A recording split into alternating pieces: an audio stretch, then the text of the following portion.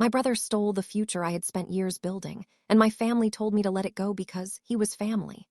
They watched him take my business idea, my clients, my contacts, and eventually the company I had dreamed of building since I was 23. My father told me I was being selfish. My mother told me that brothers should help each other. My brother, Jason, looked me straight in the eyes and said, "You weren't going to make it anyway." So I walked away. I disappeared from their lives and started over with almost nothing. What they didn't know was that losing my company forced me to learn something I never would have learned if Jason hadn't betrayed me. I learned how to build without depending on anyone. I learned how to compete. And 6 years later, when my brother's company had become a multi-million-dollar empire, he never imagined that the person sitting across the negotiation table would be me. He had taken my future. I wasn't going to destroy his empire. I was going to buy it. My name is Ethan Carter, and growing up, I was always the quiet one. My older brother, Jason, was the opposite. He was loud, confident, charming. He could walk into a room full of strangers and leave 10 minutes later knowing everyone's name. My father loved that about him. Whenever we attended family events, Dad would introduce Jason like he was already destined to become a major businessman. "This is my oldest son," he would say proudly. "He's going places." Then he'd look at me. "And this is Ethan." Just Ethan. No explanation. No pride. I learned not to expect much. Jason was 3 years older than me. He was better at sports, better at talking, better at making people believe he had everything figured out. But there was one thing I was better at. I could see problems other people ignored. When I was 23, I worked for a regional logistics company in Charlotte, North Carolina. My job wasn't glamorous. I spent most of my days looking at spreadsheets, tracking shipments, dealing with frustrated drivers, and trying to figure out why deliveries were constantly late. But I noticed something. Small businesses were losing money because they didn't have good systems for managing local deliveries. Large companies had expensive software. Small companies had spreadsheets. Some still used handwritten schedules. I thought there had to be a better way. So I started building one. At night, after work, I worked from my apartment. I learned basic programming. I hired a freelance developer when I needed help. I spent weekends talking to local businesses. I asked restaurant owners, plumbers, HVAC companies, furniture stores, construction suppliers. I asked one question. If you could fix one thing about your deliveries, what would it be? The answers were almost always the same. They didn't know where their drivers were. They couldn't predict arrival times. They wasted hours calling customers. They lost money because of missed deliveries. So I built a platform that solved those problems. It wasn't perfect, but it worked. I called it Reflow. My first customer was a small plumbing company with 12 trucks. The owner told me, "If this saves me money, I'll pay you." It did. He became my first paying customer. Then he referred me to another company. Then another. Within a year, Rootflow had 30 customers. I quit. My parents thought I was crazy. My father said, "You left a stable career for an app." I said, "It's not just an app." Jason laughed. That's what every failed entrepreneur says. I ignored him. I kept working. My mother tried to be supportive, but even she didn't understand. Jason had recently joined a commercial real estate company. He was making good money. He wore expensive suits. He drove a new Mercedes. My parents were proud of him.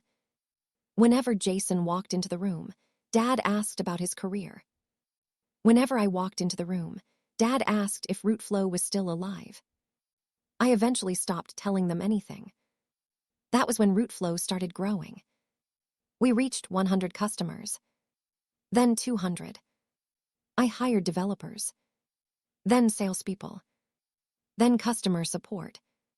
We moved into a small office. I brought in a business partner named Marcus Reed. Marcus had experience scaling technology companies. He became one of the most important people in my life. Together, we built Rootflow into something serious. Then came the contract that changed everything. A regional transportation company wanted to use Rootflow across its entire fleet. The deal was worth nearly $1.8 million over 3 years.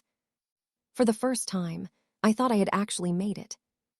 I called my father. I told him. There was a long silence.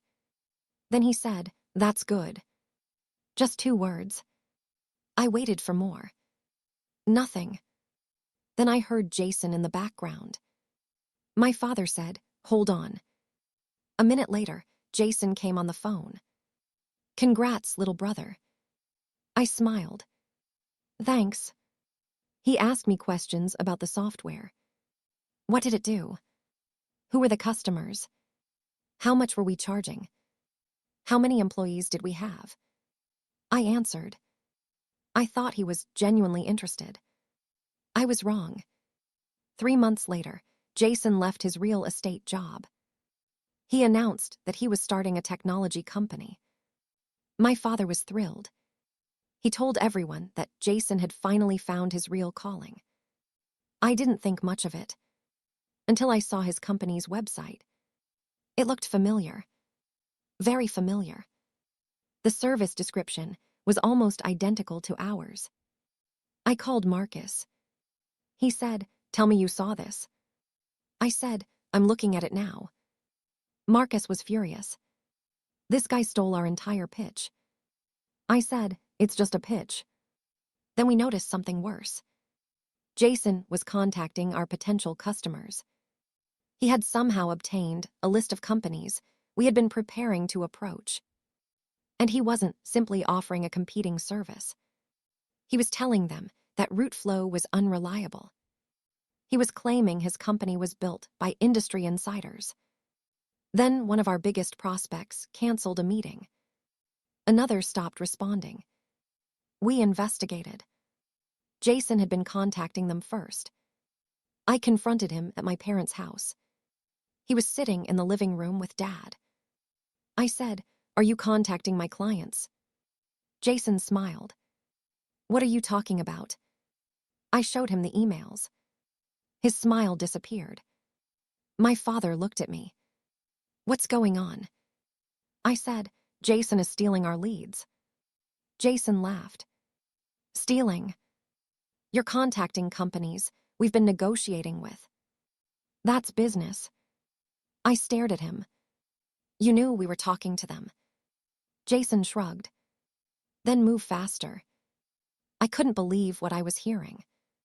My father stepped in. "Ethan, calm down." I looked at him.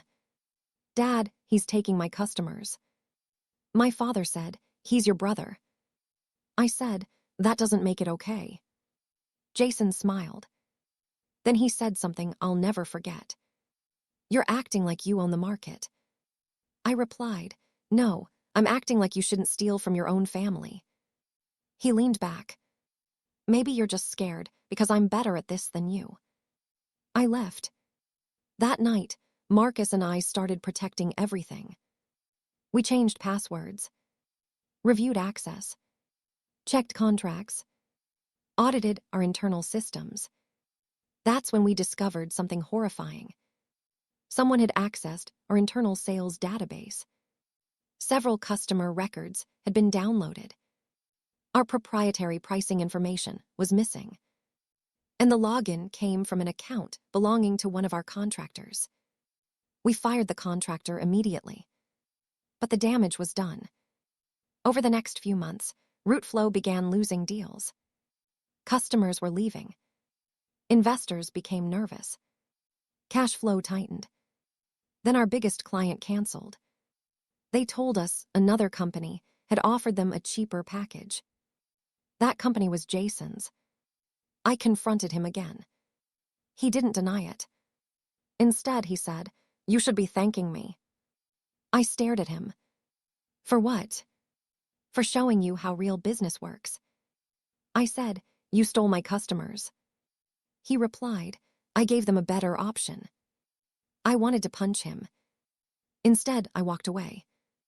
I took everything to an attorney. We had evidence. Emails, contracts, access logs, customer statements. But there was one problem. The contractor who had accessed our system had signed an agreement that wasn't strong enough. The evidence wasn't as clean as I thought. The legal battle would be expensive, and my company didn't have the money. I went to my father. I asked him for a short-term loan. Not a gift. A loan. I told him I'd pay every dollar back. He looked at me. Then he asked, how much? I told him. He shook his head. No. I couldn't believe it.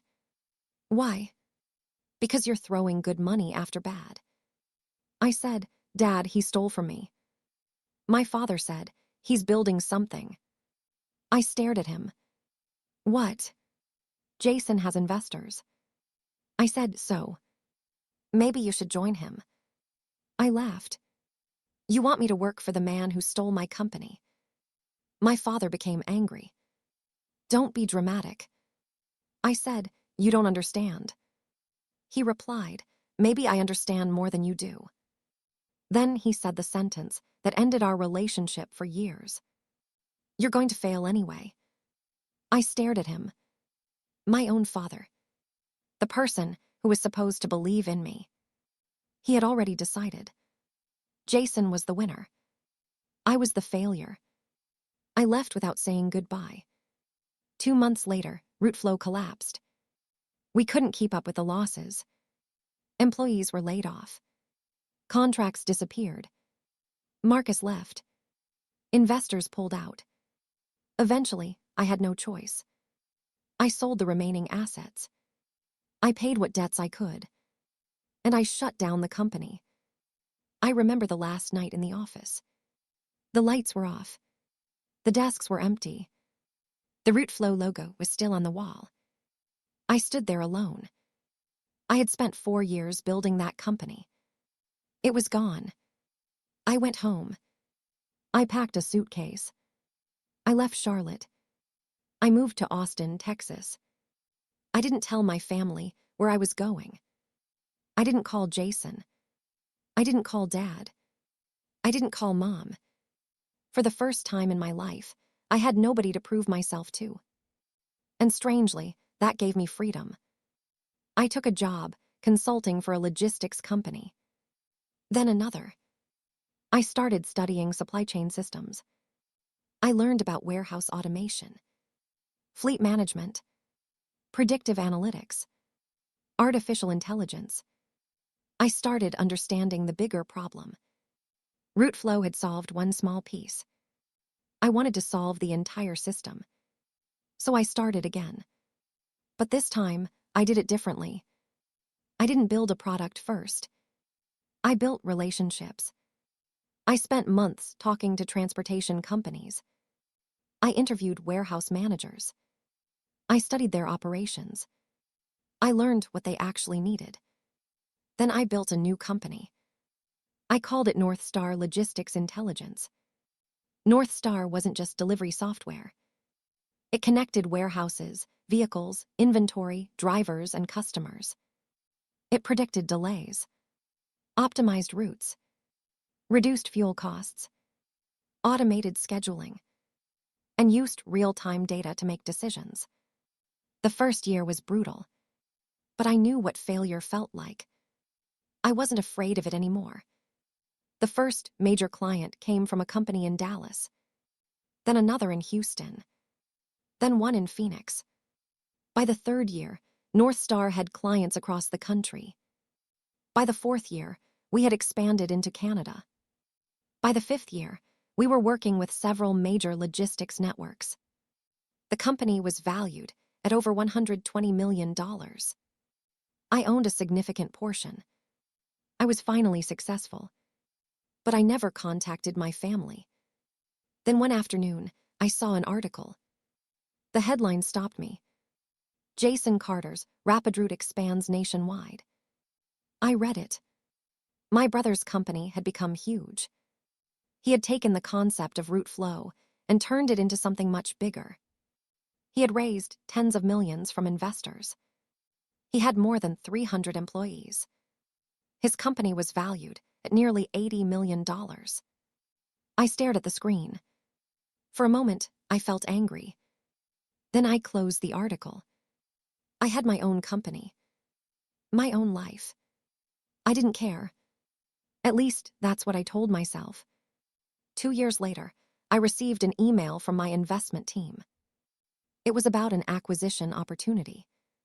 A logistics technology company was struggling financially. The company had raised too much money too quickly. Operating costs were enormous. Growth had slowed. Investors wanted out.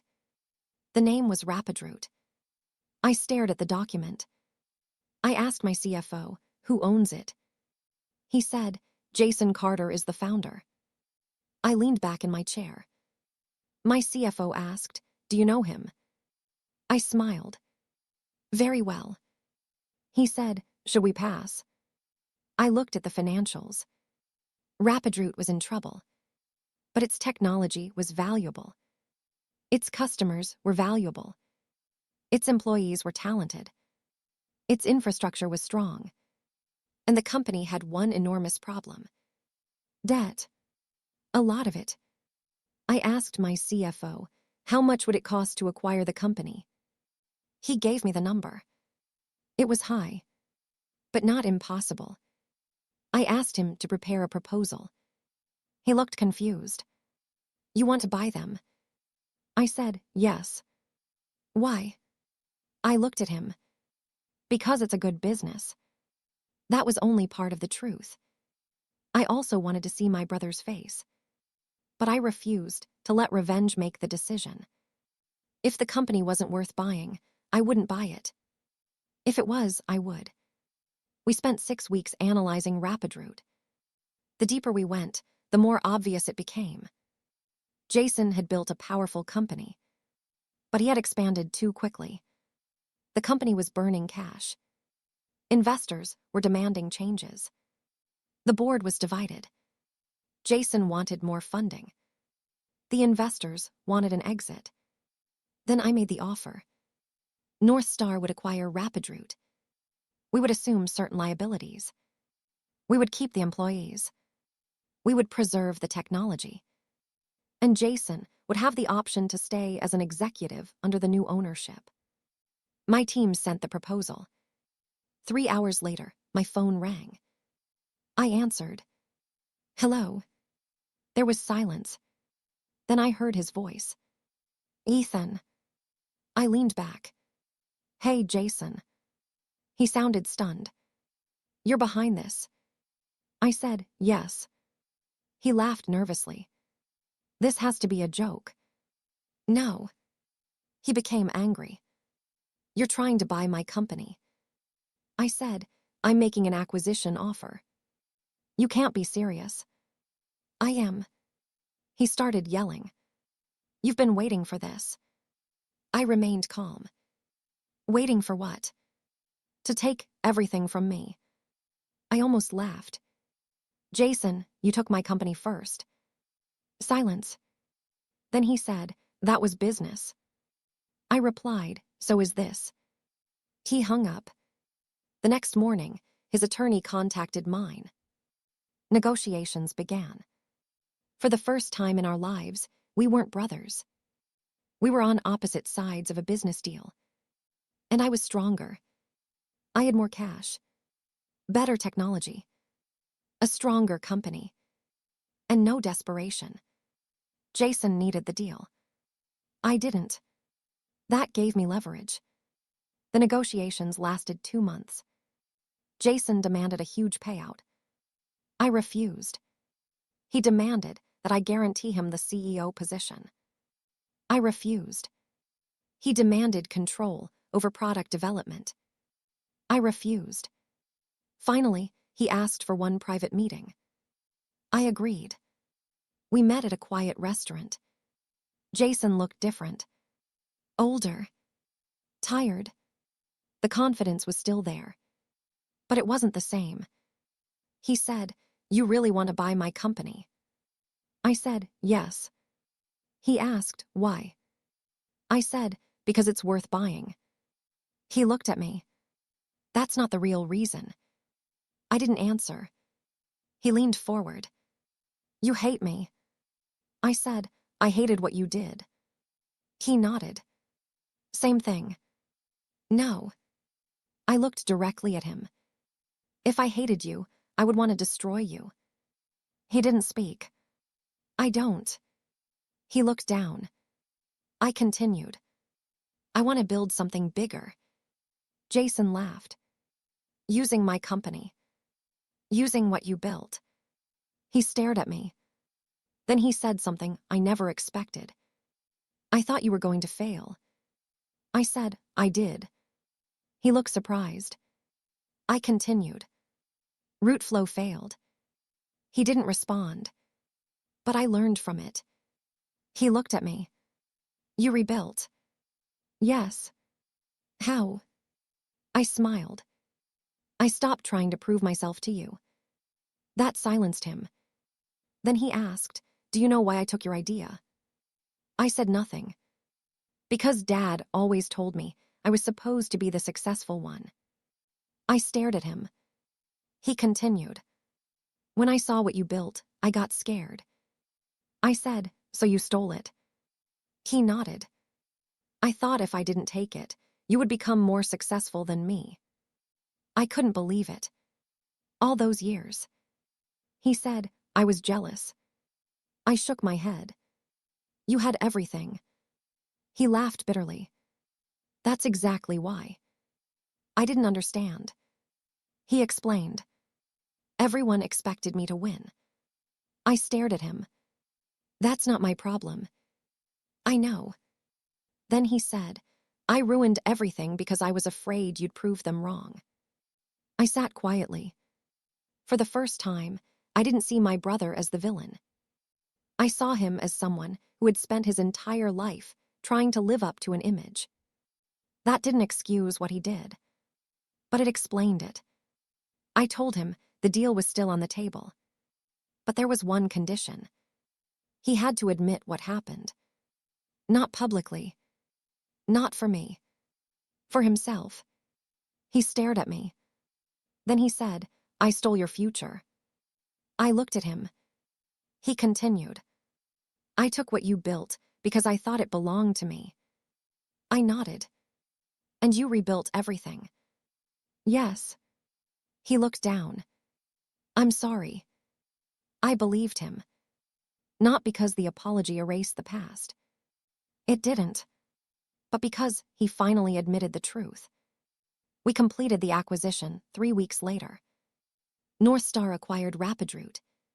The combined company became one of the largest logistics technology platforms in our sector. Jason stepped down as CEO. He stayed for a transition period. I offered him a senior advisory position. He asked why. I said, "Because you're actually good at some things." He laughed. "That's the nicest insult you've ever given me."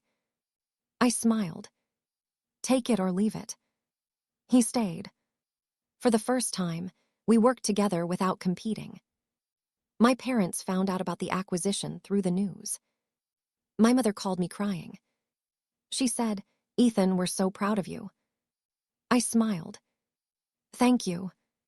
Then she said, "Your father wants to talk to you." I was quiet. I hadn't spoken to him in years. Finally, I said, "Okay." Dad came to my office. He looked older.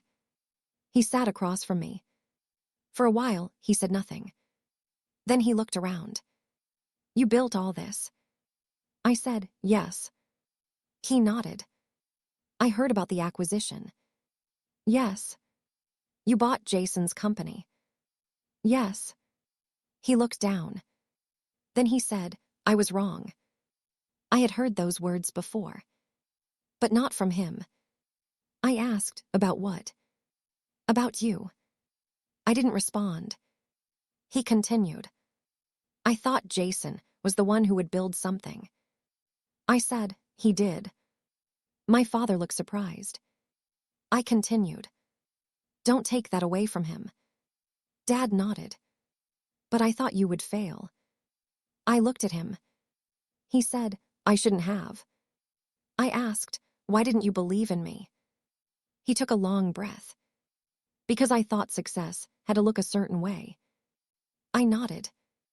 Jason looked successful. Yes. And you didn't. I smiled.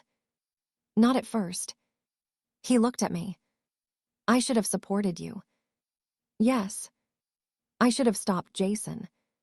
Yes. He looked down. I'm sorry. I accepted the apology. But I didn't pretend it fixed everything. It didn't. Trust takes years to build. And sometimes only minutes to destroy. My father asked, do you hate your brother? I thought about it. No. Do you forgive him? I nodded. Eventually. Dad smiled. Then he asked, do you think Grandpa would be proud? I smiled. Very. My grandfather had died before any of this happened.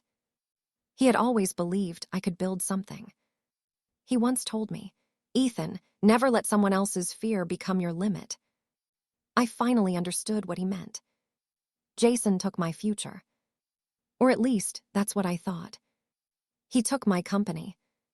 He took my customers. He took years of work. He took the opportunity I thought would define my life. But he didn't take my ability to build again. That was something he could never steal. I rebuilt. I learned. I became stronger. And years later, I ended up owning the company he had created from the ashes of mine. People would probably call that revenge. Maybe it was. But the truth is, I didn't feel victorious because Jason lost. I felt victorious because I no longer needed him to lose.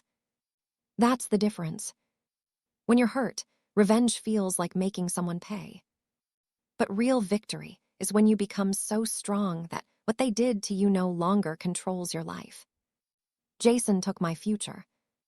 But he didn't realize he was only taking the first version of it. The future I eventually built was bigger, better, and completely mine. I never got root flow back. I didn't need it. I built North Star. I didn't get my old customers back. I built new relationships. I didn't get my father's approval when I needed it. I learned to approve of myself. And I didn't destroy my brother's empire. I bought it. The same man who once told me I would never make it eventually signed the papers that made me his boss. But I never celebrated his failure. Because I understood something I hadn't understood years earlier. Jason didn't win when he stole my company. I didn't win when I bought his. The real victory happened the day I walked away from Rootflow's empty office and decided to start again. That was the day my old future ended. And my real future began. Today, the company we built together serves businesses across North America. Jason still works with us as an advisor. We're not perfect brothers. We still argue. We still disagree. But there is one difference.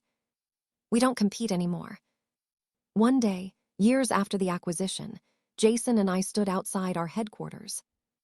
He looked at the building and said, "Do you ever think about how weird this is?" I asked, "What?" "You started the first company." I nodded. "I stole it." I looked at him. He smiled. "You rebuilt." I said, "And then bought mine." He laughed. "That's one hell of a story." I looked at the building. "No." He asked, "No." I said, "It's not about what you took." He waited. "It's about what I built after you did." He smiled. And for the first time, I realized my brother hadn't actually taken my future. He had taken one path, one opportunity, one company. But my future was never something he could own. Because the future wasn't a company. It wasn't money. It wasn't an idea. It was me. And as long as I was still willing to build, nobody could take that away. My brother took my future, so I took his empire. But somewhere along the way, I realized I never needed revenge. I only needed to keep going.